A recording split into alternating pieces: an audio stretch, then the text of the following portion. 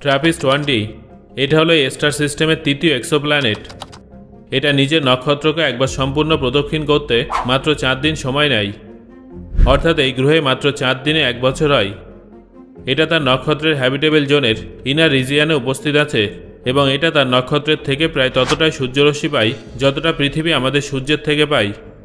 বিজ্ঞানীদের মতে এই গ্রহের 5% ভর তরল জলের বিশাল সমুদ্রের আকারে উপস্থিত থাকতে পারে, যার ভলিউম আমাদের পৃথিবীর মহাসাগরে উপস্থিত জলের থেকে কয়েক গুণ বেশি হতে পারে। এই মহাসাগরে প্রাণের অস্তিত্ব থাকার প্রবল সম্ভাবনা আছে।